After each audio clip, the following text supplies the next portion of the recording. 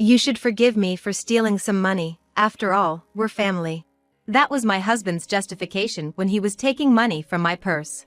However, when he was initially caught, he didn't say anything as severe. Instead, he sincerely apologized and paid me back. I ended up being lenient, but it was later revealed that he had also been stealing from our son. When I found out, I resolved to disclose his wrongdoings to our son and mother-in-law who lived with us. There's no need to be considerate any longer to a man who causes trouble not only to me, but also to our son. I've kept quiet so far, but the truth is that my husband. In a fit of anger, I exposed Greg's misconducts. My name is Mary Miller. I'm 46, working part-time and a housewife at home. I married Greg 20 years ago. He's a serious company employee and I think he's a good husband. Now we're living as a family of 4, including our 17-year-old son Mark, and my mother-in-law, Mrs. Deborah.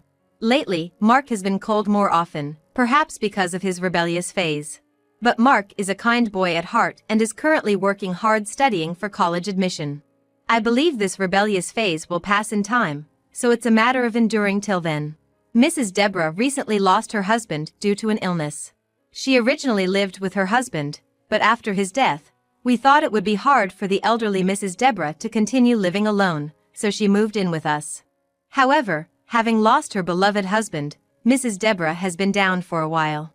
She's usually mild-mannered and laughs a lot, so her current state was worrisome. I tried to be as gentle as I could with Mrs. Deborah, in an attempt to alleviate her emotional burden. Despite these issues, we were a normal family living reasonably happy days. However, happiness proved to be a fragile thing, capable of collapsing without warning.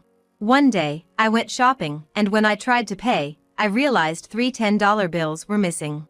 I had withdrawn it from the ATM the previous day and had definitely put it in my purse. The purse was securely closed in my bag, and it was unlikely that the bills would slip out and fall on the road. Could it be that someone took it? A nasty suspicion crossed my mind, but there was no solid evidence.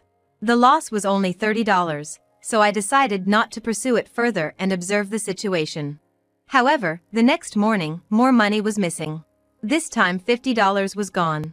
It was definitely in my purse when I checked last night. The purse had been in the house all night, and there were no signs of a thief. Unpleasant as the thought was, I could only assume someone in the family took it. I decided to consult Greg about it. When I explained the situation in detail, Greg, looking evasive, said, "Actually, I know who the culprit is. It's Mark. He was rummaging through your bag when he woke up in the middle of the night to go to the bathroom. Maybe he thinks it's okay to do this much to his parents because he's in his rebellious phase." I couldn't believe it. No matter how rebellious, Mark wouldn't resort to stealing money. Greg's shifting gaze was also concerning. So, I proposed this. "All right, I'll talk to Mark myself. I think he might be more willing to talk to me since we don't spend much time together." Greg readily agreed to this. It wasn't that I believed what Greg said. Rather, his nervousness made me suspicious. I thought it might be best to clarify the perpetrator. I bought a small surveillance camera and installed it in an inconspicuous place. I positioned it so that it would capture my purse, which I left untouched for a day. Checking my wallet, another $50 is gone. Checked the recorded footage and there was the culprit. It wasn't Mark. It was Greg. Making sure there was no one around, he didn't hesitate to take money from my wallet. Seeing this, I felt intense anger. Stealing money is bad enough, but trying to frame my son was something I couldn't forgive. When I confronted Greg with the evidence, he was flustered and stuttered. "No, that's not it, I mean." "What do you mean that's not it? It's clear as day that you're the one stealing. Why would you do such a thing?" Greg began to explain in resignation. "I have a gambling debt. I was desperate for money." I was completely thrown off. I had no idea that Greg was gambling or that he had a debt. "Is that true?" "Yeah, it's not a lie." Greg brought out some documents. They indicated that he was in debt for a total of $5,000. "Oh no!" I was at a loss for words. Greg began to desperately explain. "I thought you would be mad if I told the truth, so I blamed Mark. I'm sorry for lying and keeping my debt a secret. I have a plan to pay it back, and I'm slowly repaying it from my salary. I'll make sure Mark goes to college and you won't have any trouble living." Greg apologized many times and repaid the money. Since he seemed genuinely remorseful, I decided to forgive him. All right, I'll trust you this one time. But if you do it again, I won't forgive you. I was stern in my warning, but I didn't want to worry Mark or Mrs. Deborah unnecessarily, so I decided to keep quiet for the time being. But as they say, trouble comes in threes. This was just the beginning of real hardships. A week after the debt was revealed, Greg kept his promise and stopped stealing money from my purse. But when Greg came home, he looked very gloomy and said, "My salary has been cut." According to Greg, his company was not doing well recently, and his salary had to be cut. Almost by $1,000. With a debt and Mark's college tuition to save up for, what are we supposed to do? I was at a loss. After thinking about it, I decided to take on more part-time work. I started working at a 24-hour fast food restaurant from late at night until early morning. It would be physically tough, but the night shift paid more, so I decided to give it a try. Obviously, I had to tell Mark and Mrs. Deborah about this, so I called them into the living room. Then, Mark said he had something serious to discuss, so I decided to listen to his story first. I thought it would be about his studies or college plans, but what he said was completely unexpected. For about a week, money has been disappearing from my piggy bank. Yesterday, I saw Dad opening my piggy bank without my permission. When I asked him what he was doing, he dodged the question. It was suspicious. Hearing this, I was at a loss for words. Mrs. Deborah had a look of disbelief on her face. Could it be Greg had changed his target to Mark? The idea of a husband stealing money from his own son was unthinkable. But then again, Greg has a history of trying to pin his own guilt on Mark, and he's strapped for cash. At that moment, Mrs. Deborah said something shocking. When Greg was in high school, he once tried to steal a video game he had borrowed from a classmate. I thought it was okay because I scolded him severely. Come to think of it, things frequently disappeared when I was a member of my college club. Greg was also a member of that club. By this point, it was only natural to consider Greg as the culprit. For now, I decided to hold on to Mark's piggy bank. So, you have something to say to us too, right? What's going on? Mark asked me, so I told them both. Actually, I have to take on a part-time job morning and night. Why? Do you and Greg not have enough money? Mrs. Deborah asked. I was not sure how much to say, but I decided to tell them everything. There's no need to tiptoe around a man who not only inconveniences me, but also our son. I've kept it from you too, but actually, my husband. I confessed Greg's misdeeds, seething with anger. 2 weeks later, Mark, Mrs. Deborah and I intercepted Greg, who claimed to be going to work on his day off, and brought him to the living room. What's going on? I'm going to be late for work, make it quick. I looked at Greg with a cold stare as he said that. You're lying about going to work on your day off, aren't you? You've really quit your job. Greg's face turned pale instantly. What are you talking about? There's no way I quit my job.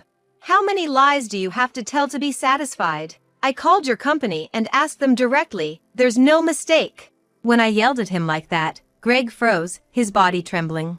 You supposedly resigned for personal reasons. But the truth is you were stealing money from your coworkers' wallets and quit because you were about to get caught, right?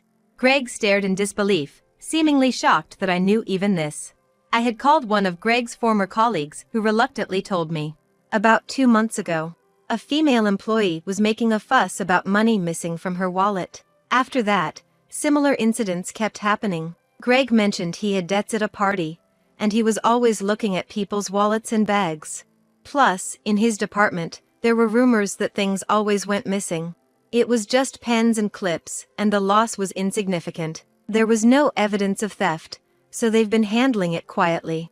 His colleague never claimed Greg was the culprit, but it seemed like he believed Greg was very likely involved. You're the one who did it, aren't you? When I sternly asked him that, Greg answered with a frightened nod, yes. But that wasn't the only secret Greg had. I pulled out an envelope and took out a few photos. Greg instantly looked away when he saw them, but I shoved them in front of his face. The photos showed Greg and a beautiful woman holding hands and walking. This clearly looks like an affair, doesn't it? I hired a private investigator to look into it. Be ready to pay child support. As I glared at Greg, he frantically started babbling about his affair. I met her randomly on the street. I fell in love with her before I knew it. She told me she truly loves me too. I was even angrier now, so I decided to deliver another blow to Greg. Greg, do you know your mistress's real name? Of course, it's Emily Davis, right? To Greg, who was wondering why I asked that, I revealed the truth. Sorry. That's a pseudonym. Her real name is Jessica Turner. She has a criminal record for fraud. No, that's a lie. There's no way Emily would commit fraud. Greg remained adamantly in denial, so I searched Jessica Turner on my smartphone and showed him an online article. In the article, Jessica Turner had been arrested for fraud, and there was a photo of her face.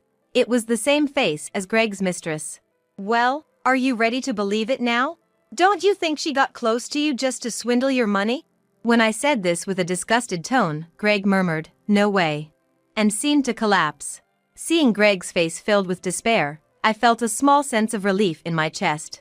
This was his punishment for cheating. But even so, it was almost poetic that a liar like Greg would be approached by a fraudster. Birds of a feather flock together, as they say. I was angry, but at the same time, I was also flabbergasted. But there was still something left that I wanted to say to Greg. I showed Greg a piece of paper. It was a divorce paper that I had asked a lawyer to prepare. I can't be married to a man like you anymore. You'd better prepare yourself for a divorce. But then Greg said, "Please forgive me. I have debts and I've lost my job. If you divorce me now, I'll be in financial trouble. I admit that I've stolen various things, but it's not a significant amount of money. I only intended to borrow it, and I plan to return it. Besides, we're family. Can't you forgive me for stealing money?" He chose another woman over me. Now he's asking for forgiveness. He says he intended to return it, but I doubt how much of that is true. I was about to yell at Greg. But then, a loud voice said, "Enough is enough." It was Mrs. Deborah. It's not about the amount of money or family. Stealing from others is wrong. How can you not understand that even as an adult? And to top it off, you cheated. I can no longer see you as my son. Please let me cut ties with you. Greg's face instantly looked like he was about to cry. You're my mother, right? Can't you defend me a little? Because he had the audacity to beg like that, I decided to give him a piece of my mind. When I told Mrs. Deborah about your debts and how you stole my money, she was unbelievably angry. It was Mrs. Deborah who suggested calling your employer and hiring a private investigator. As I explained why I had to take a part-time job, Mrs. Deborah yelled, "What? What is he thinking? Causing trouble for his precious family." There was absolutely no trace of the usually mild-mannered Mrs. Deborah. She was more angry than I had ever seen her before. We can't let this go. We have to take revenge. Greg might be hiding something else, so let's investigate thoroughly this time. She said this and quickly laid out a plan for revenge. It's true what they say, the kindest people are the scariest when they get angry. When I pointed this out, Greg must have realized that even his mother wouldn't help him. This time, he clung to Mark. Hey, Mark, you're a high schooler, but you wouldn't want to lose your dad, would you? Stand up for me. But Mark, his face bright red, glared at Greg. I don't need a dad who steals and cheats. How dare you betray Mom? Being abandoned by his son, Greg finally seemed to realize that he had no allies left. He was crying, but when Mrs. Deborah told him to apologize to Mary and Mark properly, with a stern voice, he was pressured by her intensity and kept apologizing. I'm really sorry. I've reflected on my actions. It was too late for apologies. I couldn't possibly forgive him. If you're truly remorseful, listen to my wish. Agree to the divorce immediately. If you have any objections, hire a lawyer. I thrust the divorce papers at him again, and finally, Greg seemed to accept our divorce. Afterwards, we reclaimed the money Greg stole and kicked him out of the house. We filed for divorce. Then, through our lawyer, we made a claim for child support. Perhaps finally sensing the gravity of the situation, he made a lump sum payment. After that, it seemed Greg was in serious financial trouble. Due to not only gambling but also lavishing luxury items on his mistress, he had accumulated actual debt of about $10,000. He must have racked up an astronomical amount of debt considering the amount he continued borrowing, but that's not my concern. Moreover, Greg was abandoned by his mistress. Probably, she was just after his money. Greg seemed to want to sue her for fraud, but since he was the one who voluntarily lavished her, he gave up in the end. Furthermore, 2 months after the divorce, Greg was arrested for embezzling money from his company. I made sure to inform Greg's former company that he had been a habitual thief. We considered turning him into the police ourselves, but we decided to leave it to the people of the victimized company. Considering my husband has a habit of lying, there might still be things he's hiding. Probably because I warned them, the company seemed to thoroughly investigate their finances. As a result, Greg's embezzlement was exposed. I wonder how much crime that man needs to commit to be satisfied. It was definitely the right decision to sever ties with him. If not careful, I might have been implicated in his crimes. With Greg, the breadwinner, gone, I managed to secure a full-time job through an acquaintance. I have enough income to support Mark and Mrs. Deborah. Mrs. Deborah is also working part-time. When I divorced Greg, Mrs. Deborah said, "I'm sorry my son has caused you so much trouble. I can't impose on you any longer, so I'll leave." However, living alone as a senior can be worrisome, and both Mark and I love Mrs. Deborah very much. Greg and you are completely different people. I consider you as part of my precious family, so please stay with us forever. I managed to convince her to stay with that. Mrs. Deborah seems to have regained her vitality a little by working part-time and living her new life. Recently, she's been smiling more.